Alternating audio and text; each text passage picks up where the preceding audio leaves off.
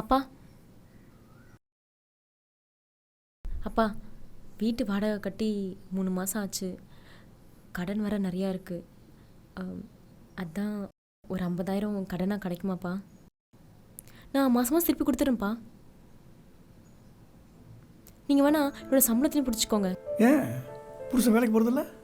இல்லைப்பா, முன்ன மாதிரி எந்த வேலையும் இப்போ கிடைக்கிறது இல்லைப்பா. அதுவும் இல்லாமல் ரொம்ப டல்லாக போகுதுப்பா. 50,000 கொடுக்குறதுல எனக்கு ஒன்றும் பிரச்சனை இல்லை. அந்த பாரு, அங்கே மாதம் நிற்கிது பாரு நாய், வாரம் 50,000 செலவு பண்ணுறேன். ஆனால் காலமெல்லாம் எனக்கு நன்றியாக இருக்கும். உனக்கு 50,000 செலவு பண்ணுறதுல எனக்கு என்ன பிரயோஜனம்? அப்பா, மேற்கொண்டு வட்டி போட்டு கூட நான் கொடுத்துறேன்ப்பா. பிரியா, காசு என்கிட்ட நிறைய இருக்குது.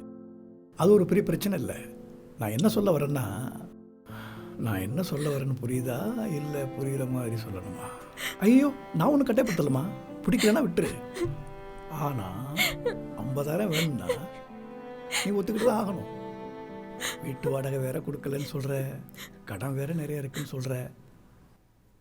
நம்ம கோவிந்தங்கிட்டே வாங்கியிருக்க. ஐயோ, அவன் மோசமான ஆளாச்சா? சொன்ன நேரத்துக்கு கொடுக்கலன்னா வெளியில் தலகாட்ட முடியாமல் பண்ணிடுவானே. உன் புருஷன் வேற ரோசக்காரன், மானம் போச்சுன்னா உசுரே விட்டுருவானே. உன் நிலைமையை பார்த்தா எனக்கு ரொம்ப பரிதாபமாக இருக்கு.